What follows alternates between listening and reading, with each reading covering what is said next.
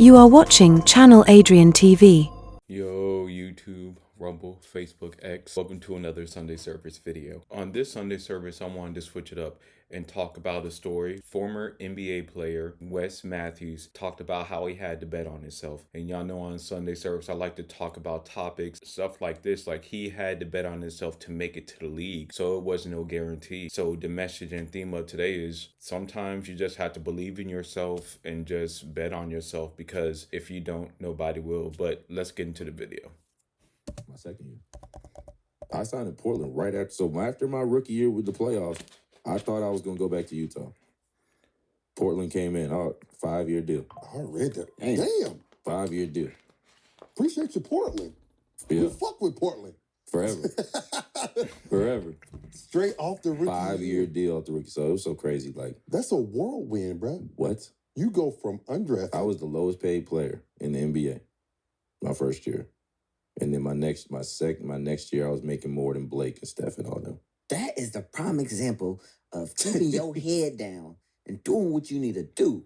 Like he said, that is a perfect example. Wes Matthews was undrafted, got on a 2-way contract, barely making it in the NBA, and then he was able to work himself into a 5-year deal by betting on himself. If anything, y'all gotta take motivation from that. Me doing a YouTube video every day, that's betting on myself. And as he goes on with his story, he's gonna talk about how he literally had to bet on himself to make it to this point. Running your motherfucking Running your motherfucking race. That's what it was. Got to the bag quick. Hey, Wes, that's big time, bro. That's what it was. That's a product of work.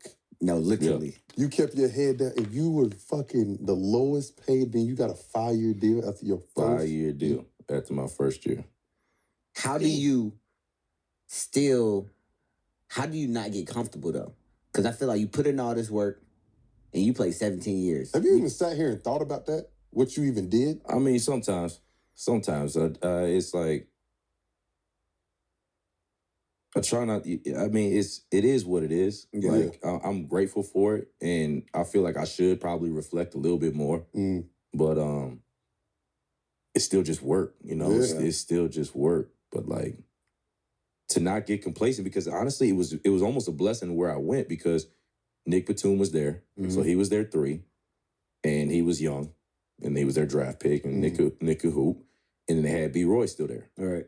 So I wasn't coming in, I wasn't playing the point, and I wasn't playing the 4. So it was like, again, I had to earn. Yeah. You know, I knew I wasn't taking B. Roy's spot. Right. Yeah. You know. He solidified. And no disrespect to Nick, but it was like, yeah, I can play the 3. Yeah. I can play the 2, you know, or if nothing else, I'm first off this bench. Yeah. You know, so like, now, and then I always had that chip from being undrafted that it was like, I'm going to show you why now I'm worth this money. And what he's talking about, that's why you always keep working. That's why you always stay motivated, because you never know when that opportunity is going to come. And then this is why I always say, a lot of people say don't be competitive. If you want to be somebody, you have to be competitive, because as you see, things are becoming more expensive. And it's funny how everyone thinks they're going to make 6 figures. There's not a lot of 6-figure jobs, so you're going to have to compete. So another thing I hope y'all take away from this video is how I always say, men and women, you have to compete. And then after a while, I'm worth the money. I'm going to show you why I'm underpaid. Yep. Like, that was always my mentality. Got you. Talk about the moment where you found out you were getting a deal. With Portland? Yes. Man, that whole thing was crazy. So, I'm in Vegas, and it's right around obviously that's when the free agency time was. I'm in Vegas going to Summer League, and I remember my agent was like, don't hoop, like which was hard for me. Like, stay out the gym. He's like, I didn't really understand. Again, I'm young into this. I didn't understand the concept of, injuries, contracts, negotiations, all that. So like, we just wanted to do a 3-year deal. Wanted to do 3 years, then be like 26 when the deal's up, and then go get the 5-year, whatever, like how you saw happen. So we tell Utah that. Utah's got it out there, like, they're going to match any offer. I didn't know what the hell that meant. They were like, I'm like, sounds good to me. All right, cool. You know what I'm saying? Whatever. And so they send the qualifying offer. We don't sign that, so, like, to stay a free agent. And Portland comes in, says, hey, we like Wesley. We want to do a 4-year deal, player option or team option after. My agent comes, brings it back to me, says, and the number was like 4-year 20. Think about that. From being undrafted to going to a contract 4 years, 20 million, all because he bet on himself. And y'all remember, when you go to the NBA undrafted, it's not a guarantee. This is why I say, men and women, just bet on yourself. If you believe in yourself, if you truly believe in what you're doing, you have to bet on yourself at some point, just like I'm doing with this channel. This doesn't mean you don't put all your eggs in one basket. This doesn't mean you continue to work and find other areas to where you can have a career if it doesn't work out. But at some point in your life, you're going to have to take that leap of faith and bet on yourself. To be honest with you, it's going to be probably going to be more than once. You're going to have to take that leap of faith. I think it was like 4-year 20 or something like that. Mind you, going into this, we just wanted like 3. Yeah. Like, you know what I mean? Like, I was cool with a 2 years. Yeah. Like, I was just making the work. You know what I mean? Like, going up to 4 years. Yeah, but let's do it. So they did. So I was like, all right, cool. I'm like, shit, that's 5 years, but damn, that's more than we wanted. I'm like, okay, well, just tell them to take off the year. Well, I'm thinking just take off the year, and then we do 315, and then let's go. So he's like, all right, but. And he starts talking, I'm going to ask for like the mid-level exemption, I don't know what the hell that shit means. Right. So I'm like, all right, yeah, cool. I'm like, all right, cool, go do that. He's like, be by your phone. I'm like, all right, cool. He calls, I don't answer.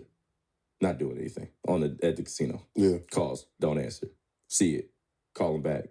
He's like, dog, I told you to be by your phone. I'm like, my fault. He's like, all right. I got him to go to, they want to do 4-year. They stay with a 4-year.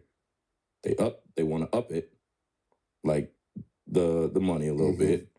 It's like, and it's still, but they still want to do a team option. I was like, what does a team option mean? Then he broke it down to me. I was like, just have them do the 3. I'm like, why? I'm like, I don't understand why this is being a thing. Yeah. My first negotiation time. So he's like, this is what I'm gonna do. I'm gonna ask for this. I'm like, all right, cool. Yeah. Just make what I want y'all to do. Right. Comes back, calls me. He's like, all right, we got a 5-year deal. I'm like, we're going the wrong way. We're going the wrong way. He's like, I got a 5-year deal. It's like 35 million, 9.2 up front. I'm like, I don't know what any of that means. He was like, they're going to give, because the contract, they had front loaded. Because they didn't want Utah to match it, because the restricted part. Right. Utah, because Portland had just tried to get Millsap the year before with a similar deal, like and a 4-year. So they couldn't get him. So that's why they added that one. And I'm like, so what does that mean? He's like, that means it's a signing bonus. I'm like, what does that mean? It's like, you get that upon signing. Right. You get that in a couple days. I was like, yeah, we're cool with that. And y'all, that's it for this video. A dope story. Being an undrafted NBA player and then getting a 5-year deal, 30 million, 9.2 million up front. If anything, I hope y'all take from this video is, men and women, bet on yourself. And then number 2, you always got to compete. I just want to say, y'all, I appreciate all the support. Remember, if you want sneaker reviews, morning motivation, Sunday service to give you motivation for the week, police body cams, relationship reactions, I talk about money. I pretty much cover everything on this channel. Remember to like, comment, and subscribe, and I will see you in the next video.